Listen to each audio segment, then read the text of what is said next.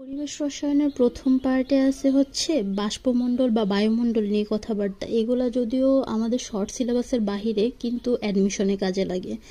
Atmosphere বা বায়ুমণ্ডল শব্দটা আসছে গ্রিক দুইটা শব্দ অ্যাটমস আর স্পিয়ার থেকে। এই দুইটার অর্থ হচ্ছে, অ্যাটমস অর্থ হচ্ছে বাষ্প বা ভ্যাপিওর, স্পিয়ার অর্থ হচ্ছে মণ্ডল বা মণ্ডল। এখানে হচ্ছে দুইটা পার্ট আছে, ধরতে পারো এরকম যদি একটা দাগ দেই,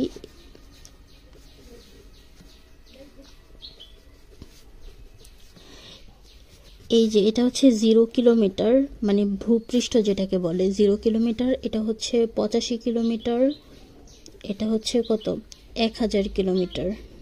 1000 কিলোমিটার 0 থেকে 85 কিলোমিটার এই অঞ্চলটাকে বলা হয় সমমণ্ডল। সমমণ্ডল। আর যে 85 থেকে 1000 কিলোমিটার এই অঞ্চলটাকে বলা হয় বিষমমণ্ডল। বিষমমণ্ডল। এই সমমণ্ডলের ভিতরে রয়েছে কি ট্রপোমণ্ডল, মানে ট্রপোস্ফিয়ার, স্ট্রেটোস্ফিয়ার, মেসোস্ফিয়ার। আর হচ্ছে এই যে বিষমমণ্ডলে রয়েছে হচ্ছে থার্মোস্ফিয়ার অঞ্চল। থার্মোস্ফিয়ার, এখানে রয়েছে হচ্ছে থার্মোস্ফিয়ার অঞ্চল। আর এই জায়গাটাতে রয়েছে হচ্ছে ট্রপোমণ্ডল, স্ট্র্যাটোমণ্ডল, মেসোস্ফিয়ার, মানে ট্রপোস্ফিয়ার, স্ট্র্যাটোস্ফিয়ার, মেসোস্ফিয়ার। দেন হচ্ছে বায়ুমণ্ডলের স্তর।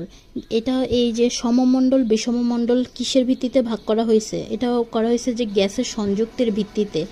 আর তাপমাত্রার পরিবর্তন অনুসারে করা হয়েছে থার্মোস্ফিয়ার, স্ট্র্যাটোস্ফিয়ার, ট্রপোস্ফিয়ার, মেসোস্ফিয়ার।